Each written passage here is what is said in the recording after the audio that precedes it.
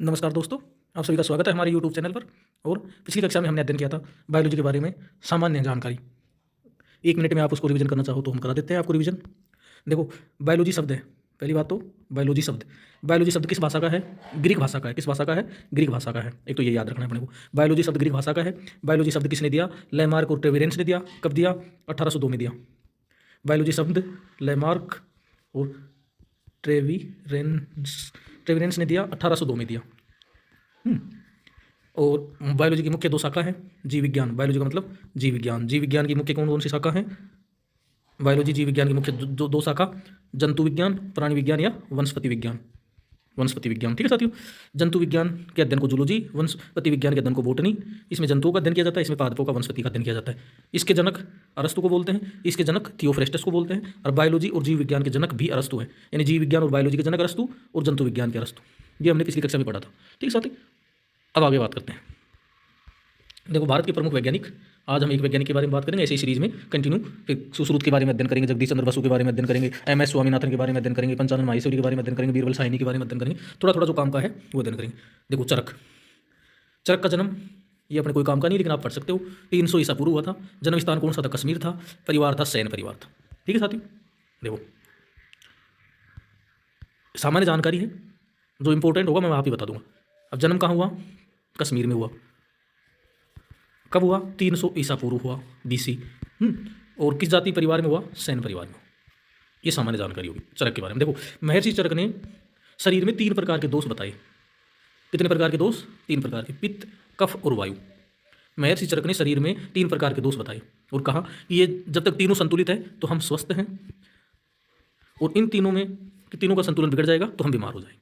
देखो, ये रहो, तीनों दोष शरीर में जब तक संतुलित अवस्था में है तो मनुष्य स्वस्थ है, और संतुलन बिगड़ गया तो व्यक्ति बीमार हो गया। ठीक साथियों।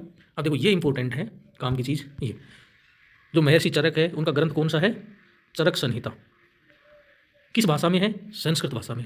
ये 2 इंपॉर्टेंट तो लाइन है, नाम से पता चल जाएगा वैसे तो कि भाई चरक, महर्षि चरक है, इनका ग्रंथ कौन सा है? चरक संहिता है। किस भाषा में है? ये जरूरी है, संस्कृत भाषा के अंदर है। किससे संबंधित है? तो देखो, किससे संबंधित है? आयुर्वेद से संबंधित। आयुर्वेद का प्राचीनतम ग्रंथ है। इस ग्रंथ में 1 लाख पादपों के आयुर्वेदिक गुणों और कार्यों का वर्णन किया गया है। इस ग्रंथ में जो चरक संहिता ग्रंथ है, संस्कृत भाषा में है, आयुर्वेद का प्राचीनतम ग्रंथ है। 1 लाख पादपों के औषधीय गुणों के बारे में और कार्यों के बारे में बताया गया है। ठीक है साथियों। चरक संहिता का संगठन, ये इतना जरूरी नहीं है, बस ये याद रख सकते हो कि इसको 8 भागों में बांटा गया है। और कुल अध्याय कितने हैं इसमें? 120 अध्याय हैं। बस ये 2 बातें याद रखनी है। कौन कौन सी? देखो, चरक संहिता, महर्षि चरक का ग्रंथ, भाषा संस्कृत, आयुर्वेद से संबंधित। और कितने भाग है इसमें और अध्याय कितने हैं? भाग 8। भाग कितने हैं? 8।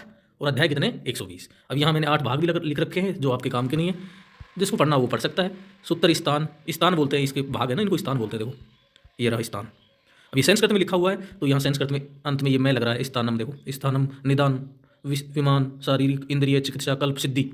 और स्थान और अंत में मैं। ये 8 स्थान है, 8 भाग हैं। और इनमें कितने कितने अध्याय? 30 अध्याय, 8 अध्याय, 8 अध्याय, 8, 12, 30, 12, 12। तो ये आपका कोई काम का नहीं है, आपके काम का है, इंपॉर्टेंट है। महर्षि चरक का ग्रंथ कौन सा है? चरक संहिता। किस भाषा में है? संस्कृत भाषा में है। आयुर्वेद का प्राचीनतम ग्रंथ है। और इसमें भाग और अध्याय की संख्या बस 8 भाग, स्थान और अध्याय 120। ये काम का है। चलो, अब महर्षि हम बात ही कर रहे हैं अभी। महर्षि जो चरक है तो ये क्या है? चिकित्सा के पिता है, ये मेडिसिन की। सबसे पहले आयुर्वेद से संबंधित, दवाइयों से संबंधित, उपचार से संबंधित जो कार्य किया वो महर्षि चरक ने किया है, इसलिए इसे फादर ऑफ मेडिसिन, चिकित्सा का पिता कहते हैं। ठीक है साथियों। ये इनकी फोटो है, आपने कभी कहीं देखा हो तो।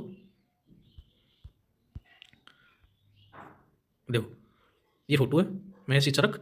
जन्म 300 ईसा पूर्व, स्थान कश्मीर, चिकित्सा का पिता बोलते हैं। चरक संहिता का ग्रंथ है, भाषा संस्कृत है। ठीक है साथियों। और देखो, इस ग्रंथ के बारे में बोलते हैं कि ये ग्रंथ जो चरक संहिता है, सबसे पहले 7वीं शताब्दी ईसा पूर्व अत्रेय की देखरेख में किसने लिखा था? अग्निवेश ने।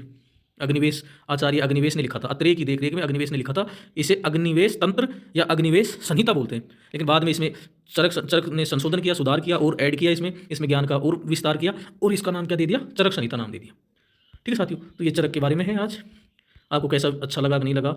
लाइक, शेयर, सब्सक्राइब करें, कमेंट्स करें और हमें बताइए कि वीडियो कैसा लगा। देखो, इसमें जन्म 300 ईसा पूर्व, स्थान कश्मीर, परिवार सैन, ये एक तो लाइन ये काम की है यहाँ। महर्षि चरक ने कितने प्रकार के स्थायी दोष बताए? 3 प्रकार के। ये संतुलित है, शरीर संतुलित है, स्वस्थ है, इनका संतुलन बिगड़ गया तो शरीर बीमार हो गया। ठीक है साथियों। ग्रंथ, ये ग्रंथ है, चरक संहिता ग्रंथ है, भाषा संस्कृत है, आयुर्वेद के बारे में आयुर्वेद का प्राचीनतम ग्रंथ है। इसमें 8 भाग और 120 अध्याय हैं। 8 भाग और 120 अध्याय। ठीक है साथियों। और ये इंपॉर्टेंट क्वेश्चन है, चिकित्सा के पिता कौन है? महर्षि चरक। ठीक है साथियों, धन्यवाद।